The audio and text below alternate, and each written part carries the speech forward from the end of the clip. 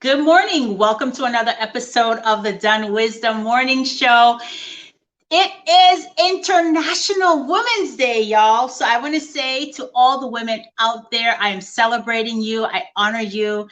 And may this be the day that we move closer towards equal pay, equal rights for all women around the world.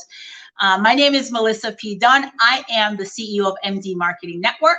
I'm also the leader of this DunnWisdom movement.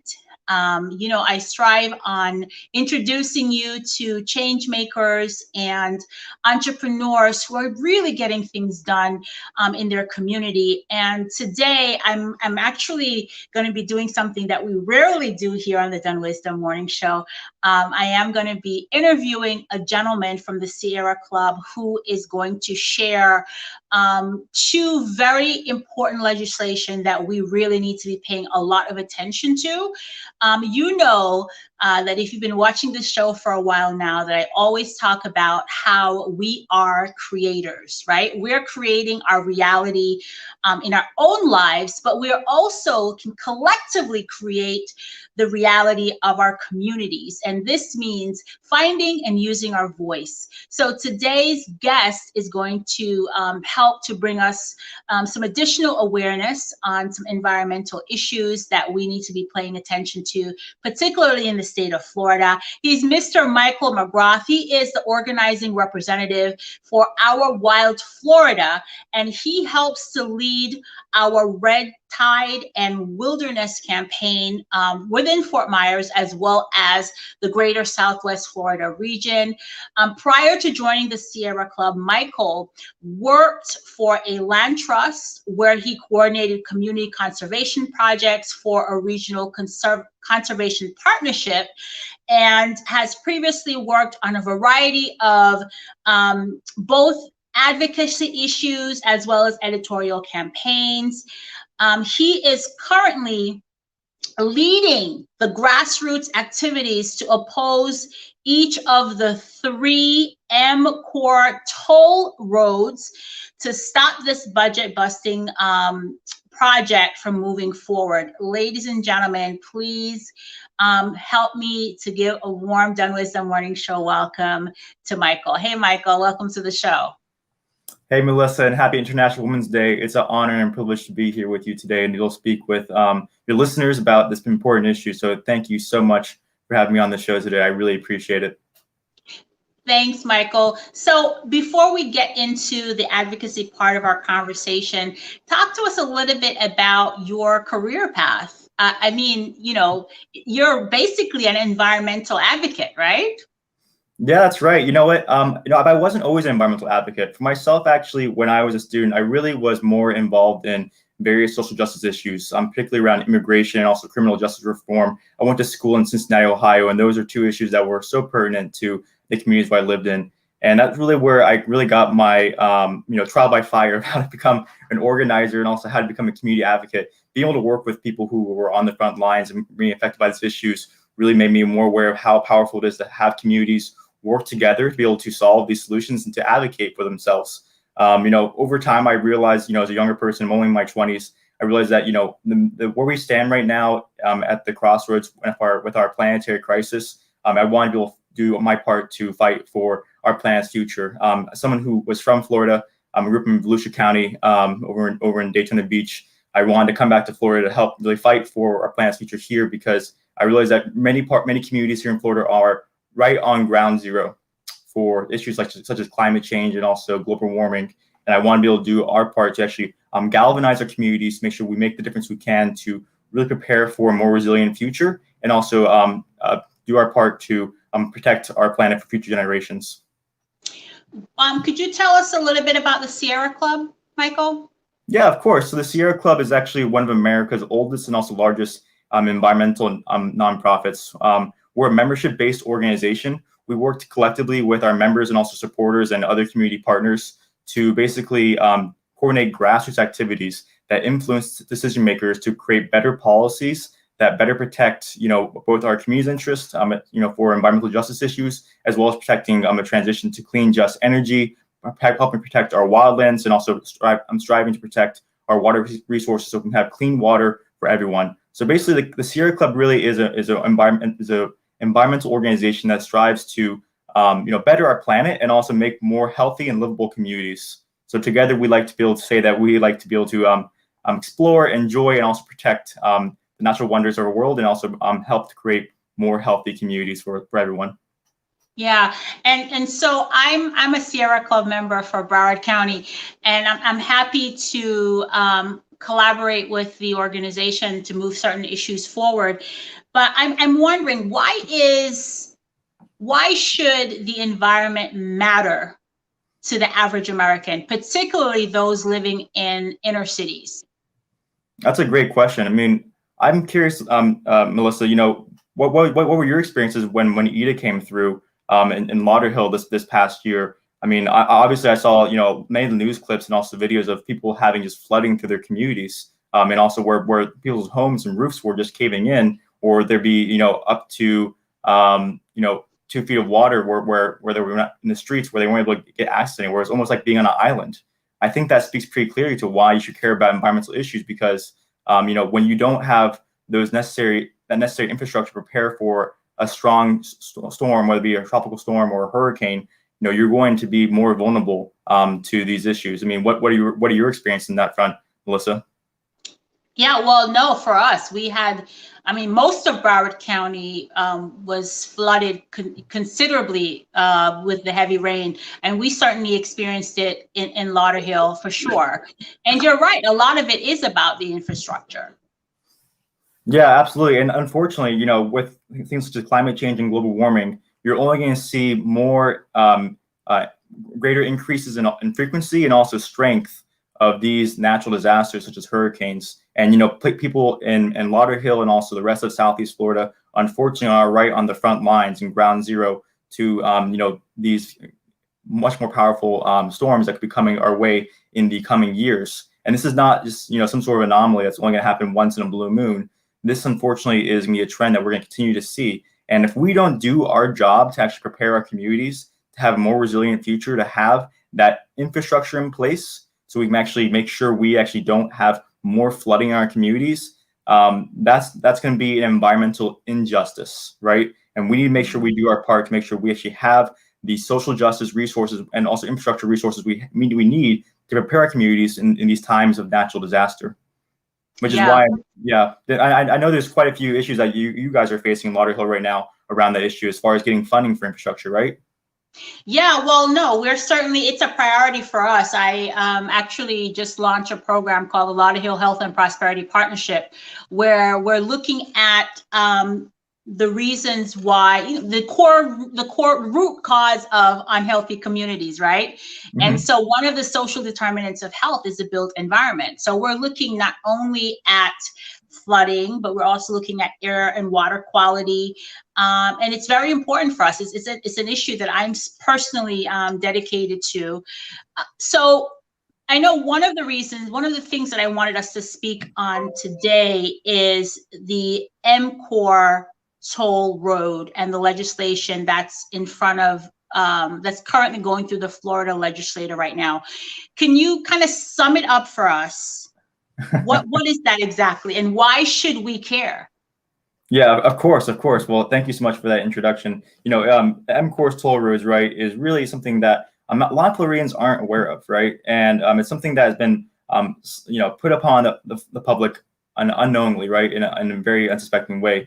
And it's basically this project to create over 330 miles of toll roads from North Florida all the way down to Southwest Florida. 330 miles of toll roads that has had no fiscal feasibility study to determine if there's actually any need for it from a traffic congestion point of view, or if the public even wants it, right? And basically, this has been led by legislatures as from the Republican Party as mainly a pet project that was really influenced by special interests from the trucking industry, from the asphalt industry, among others, right? And that is basically going to be paving over some of Florida's last remaining wildlands and also habitat for the Florida panther. This project is going to be costing billions of dollars when everything is said and done, and it will cost taxpayers a lion's share of the construction costs to be able to fund this MCOR's toll roads. So I think this should be an issue for anyone who considers themselves to be a resident of Florida, and also anyone who is a taxpayer, because this is, you know, your money that's being used to construct roads that are not necessary. Well, the part that got to me with this project, Michael, which really kind of inspired me to put forth a resolution in my city supporting the bill and urging our legislator to take action to stop this from moving forward, is because during the pandemic, millions of dollars in the middle of a pandemic, when people were losing their jobs and the unemployment system was broken, when people were facing risk of eviction, when people were going hungry, millions of dollars was put into this program to fund roads. Yeah. That's like, just, I can't even understand that. I'm baffled as well as you are, Melissa. It's not even like to fix a broken infrastructure, right? It's to build a toll road that didn't even go through the feasibility study the way that it should. It bypassed the whole 5-year strategic planning process. Yep. Fast-tracked millions of dollars in the middle of a pandemic. Yep, it's ridiculous when you think about it. I'm just personally baffled, and also that bafflement then turns into anger afterwards, right? Because I think to myself, you know, how could those, you know, billions and hundreds of millions of dollars that have already been appropriated and allocated towards this program been used to actually help our most vulnerable communities right now? Folks are facing eviction. Folks are going hungry right now in the midst of the pandemic.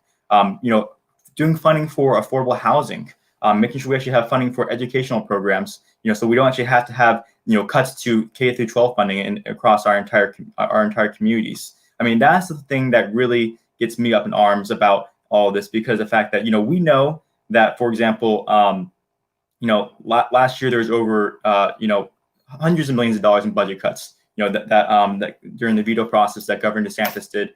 And, you know, $90 million in actually water infrastructure and also road transportation projects are cut. Some of which actually were in Lauderhill, actually. I know you guys you all have a water service project, right, for $500,000. And that could have been easily funded, right, had we cut the MCOR solar program. And that's something that directly affected you and also your constituents in your community.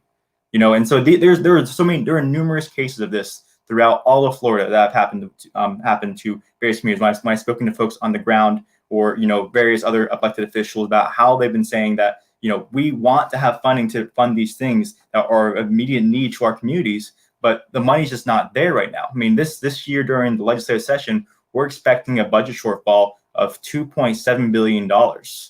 And, you know, cutting you know, we're going to have less money to be able to do less programs with the government. And cutting MCORs is one of the first ways we can actually address some of those budget shortfalls. And so we can prioritize, you know, actual needs within our communities. Michael, I'm curious. So in a year where we're facing significant budget shortfalls, why do you think it's so important for them to move forward with this project rather than cutting it, taking the money from a toll road to fund, and then moving that money to instead fund schools and infrastructure and affordable housing projects, transportation projects, water infrastructure projects like that, what my city needs? Why is it so important for the opposition, I guess you could say? Why are they so bent on doing this? So why they're so bent on doing this, I think, is probably has to do a lot with, unfortunately, special interests. I mean, when you look at the history of this bill that was originally introduced into the legislature back in 2019, you know, special interests such as, you know, folks from the asphalt industry, the trucking association were sitting hand in hand at the table with them, right? This is essentially something they want to see, you know, subsidized, so they wouldn't have to pay for that sort of infrastructure, so they could actually better their profit margins. That's the unfortunate reality of the situation. But, you know, I think if legislatures were able to use their common sense, right, and look at the fact that 93% of public comments that have been submitted to FDOT, Florida Department of Transportation, right, during the public comment process, for when they're doing the initial phase of evaluating this project, they will see that 93% of the comments were opposed to this program, right? Only 4%, a mere 4%, were actually in favor of the project. And we know this because our volunteers went through the painstaking process of looking through all the public comment data and tabulating it to determine whether we're for, against, or somewhere else in that spectrum, right? And guess what? People are overwhelmingly opposed. And I think that in itself, and also the fact that this is such a fiscally infeasible project, should speak volumes to why we don't need these roads anymore. So I think that's something that we're working with legislatures right now in Tallahassee, so we can actually get bipartisan support to fully repeal each of these 3 toll roads. Okay, so where are they right now in the legislative process, these 3 bills? Yeah, so there's I'm glad you asked that question, because there has been some updates on that. We actually worked with some of our co-sponsors actually in the House and the Senate. We want to thank actually one of Broward County's own senators, Senator Tina Polsky, and also Representative Ben Diamond over in the St. Pete area, for helping to introduce bills both in the Senate and House, companion bills for Senate Bill 1030 and also House Bill 763, which basically do exactly what we've been clamoring for all along, which is to repeal all the MCOR's toll roads entirely, right, and reappropriate that money that's going to go into that project to the general revenue of the legislature, so it can be appropriated to address pressing needs such as housing, education, healthcare, local transportation projects or water infrastructure projects, etc. Right? So that's where we are. That is the bill that we currently support, and we're trying to ask legislatures to co-sponsor, so we can actually get more support for this, and actually have this something that can be voted on and also approved and during this legislative session. Okay. So if we want to learn, if the audience wants to learn more about this particular bill, mm-hmm. how can they do that? And then secondly, what action can we take right now to help with this process so that we can stop these bills from moving forward? Yeah, absolutely. I think one of the best things people can do, right, is go to our website at NoRoadsToRuin.org, right, and then they go to a link called Take Action. Perhaps we can post that into the chat somewhere, with that link, so folks can just kind of follow that, and then they can look up their own legislature, right, and actually find a way to get in touch with them, right, and send them an email or call or give them a phone call, let them know they're opposed to these roads. And we have plenty of talking points that you can use from our website, that really make the case on terms of this being a taxpayer issue, as well as this being an issue for communities that need to have prioritization for their critical needs, or environmental issues. However you want to frame your message, that would you think would be most strategic with the people who represent you. So yeah, I see Natasha or Melissa, you have it up on the screen. Perhaps it'd be helpful if we went through how to do that with folks. Yes, let's go through it. Yeah, of course. So yeah, I think on the second bullet, if you want to look up see where it says look up your legislature, or you can then do that for either the House or Senate, and you click on that link.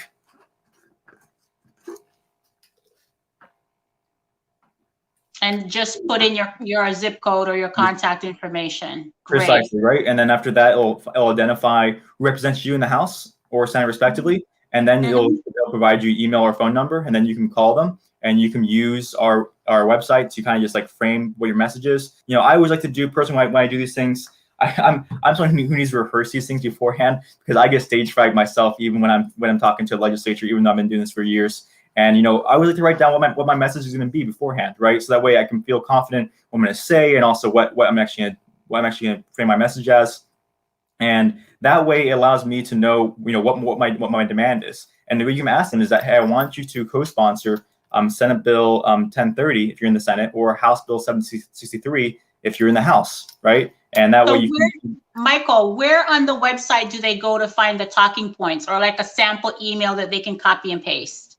Yeah, of course. I think we actually discourage copy and paste emails, just because of the fact we find that people's messages, when they actually write them themselves, is actually more authentic. But you know what? Actually, if you click on the top link right there, right, where it says, yeah, thank you, Natasha or Melissa, where it says, send your own repeal message. You can see some video testimonials that folks have actually created to actually call upon the legislatures to oppose these roads. And those can be like some good examples of how you can actually frame this message. And there's also a lot of good talking points on that page as well that provide, some fact sheets and also some figures and that you can cite when you are talking to your respective legislatures. Oh, that's a great idea. So you can basically create your own video and you can email them the video. Exactly right. So actually what happens, right, is that you'll actually go down to the very bottom, right? And like you'll just like fill out the little form right there, and you can actually record your video in a matter of moments. You can do it in up to 30 seconds. It's so easy. You can just say like, I oppose these roads because I think I realize that the folks in Lauderhill are experiencing flooding on unprecedented level. And we need to actually do funding for addressing our infrastructure here, getting better culverts, right? So you can actually have a more climate resilient community and actually not have, water coming into our houses or we're actually, in a situation of distress. So I think that would be something that, folks can really make a strong message with their respective legislatures and during this session. So then you complete the form, you make your video, and then it'll facilitate you sending it to your legislator. Exactly. So yeah, we'll send it to us, and then we'll be sure to send it to your legislature, or also send you a copy as well. And we'll share it widely on social media as well, so way that we can tag legislatures on Twitter and also other places. We make it much more public. Let people know this is something that folks in Lauderhill are thinking about, or other parts of Broward County, and that they are concerned about and up in arms about as well. So yeah, that's kind of what it doesn't automatically send it to the legislatures. We'll make sure to get it out there on social media once people submit it to us. All right, fantastic. So if you live in Florida, anywhere in the state of Florida, and you really want to see more fiscal responsibility, you want to stop the billions with a B, or is it millions? Oh no, it's billions. To stop the appropriation of billions of dollars going to build a toll road that we don't know if we even want or if it's necessary, and instead put that money towards things that we need in the COVID environment. So if that's something that you in the state of Florida want to do, I encourage you to go to that website. And if you don't live in Florida, but you know somebody who does, please, Natasha, could you put up that website on the crawl for me? So please reach out to people who that's in Florida and get them to take action as well. And if you want to, please do share this video on your newsfeed today. This is a critical call to action, folks. Critical call to action. So Michael, action. Mm-hmm. Right? It's something that anybody can take, right? You don't have to be a certain age or from a certain community. Anyone can do this. Yeah, I mean, absolutely. Anyone can do this. This is something that, we try to make accessible to anyone, wherever your background is, wherever you are, just because of the fact that, this is something that we want people to realize that they have a voice in shaping how public policy is crafted, and that they have a voice in actually making sure that they get the things they need within their community. That's what we try to inspire people to do within the Sierra Club, so they can actually be an active co-collaborator in that process of creating the better communities that they envision for themselves. Yes, fantastic. All right, so Victoria Olson says, good question. Okay, why are these roads being built when nobody feels that they're needed?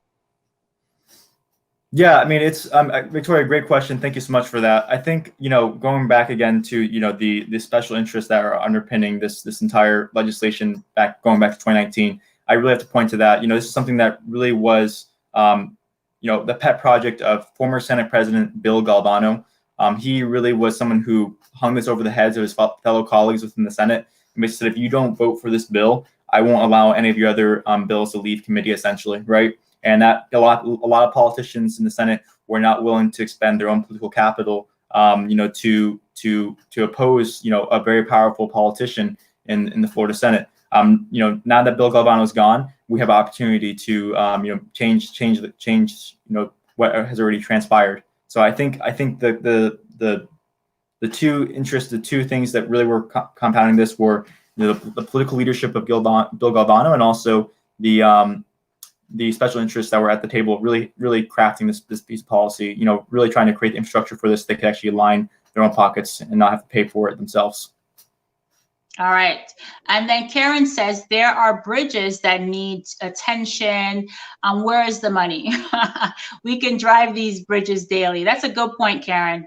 It's an excellent point. Karen, to your point, Karen, FDOT has already cut 77 projects or delayed them this past year in 2021. And, when you talk to FDOT officials, let's say, oh, it's because of COVID-19 and the lack of funding. And that's partially true. But we also know that they've appropriated over $117 million to this transportation project, this boondoggle, during this past fiscal year. $117 million that could have been used to address road repairs or repairs to bridges that you're citing, Karen, in your own community. So, when FDOT says that it's because of COVID, they're just giving you the end around. The real reason is because they've had this project that put on the books that they never were planning on during the 5-year work program process, and that completely bypassed the entire planning and corridor evaluation process that would normally be undertaken with any FDOT project. Okay, what was the other question, Natasha? Okay, so Jared says, I live in Broward County.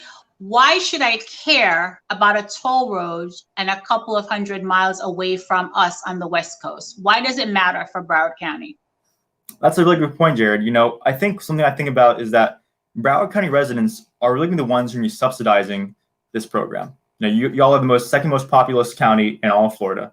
You guys are much more heavy users of the Florida Turnpike and also are tolled much more heavily than other parts of Florida, right? So you guys are really the ones who are going to be paying for roads that you're never going to use. Most Broward County residents probably will never use these toll roads because of the fact they're on the opposite end of the state, and also you can use 75 to get to where you're going northbound, or 95 if you're going northbound as well. You're not going to use these toll roads that are going to be going on portions of the Nature Coast up into a Panhandle and whatnot. This is something that is completely many Broward County residents are never going to be using, but you're going to be ones who are paying for. So I think that in itself is a pretty strong reason to oppose these roads. Wow, that's a really powerful point. You're gonna pay for something that you'll never use. So Victoria says our Florida AFLCIO isn't supporting the bill. They feel for a few people they would employ is not worth destroying our fragile environment. So even labor is against it. All right, good point, Victoria. Good point. Yeah, and wow. And to your point, Victoria, also these jobs they're creating will be only temporary jobs, right? They're going to replace these communities that are have a good quality of life there in rural Florida with fast food jobs and other low-paying wage jobs, right? This is not the model of sustainable development that we need to help many of these communities to really flourish. So great point, Victoria. Any final words of wisdom or call to action here, Michael? Folks, Melissa, I just want to say thank you again so much for having me on the show, especially during International Women's Day. To have a gentleman such as myself on the show, it means so much, and I really appreciate the time. And folks, just stay aware of this legislative session. Again, call your legislatures to support Senate Bill 1030 and also House Bill 763 to oppose the roads to ruin and stop the M-Course toll roads once and for all. And if you want to follow us on social media, you can always go to No Roads to Ruin. That's at No Roads to Ruin. Thank you so much, Melissa. All right. Thank you for bringing this to our attention, Michael. I really appreciate it. So today on International Women's Day, I want you to take action on an issue that affects all of us in the state of Florida. You heard Michael say that if you're in South Florida, that we are in essence going to be paying for a road that we will never use, that we will never drive on. And then if you're outside of the state, I want you to share this anyway so that you can inspire those who are in Florida to take action. Thank you so much. We all have a voice. We're all co-creating a world that we would want to live in, not only for ourselves, but for our grandchildren and our great-grandchildren. Thank you so much for watching. Remember, be kind and loving to yourself today. You deserve it.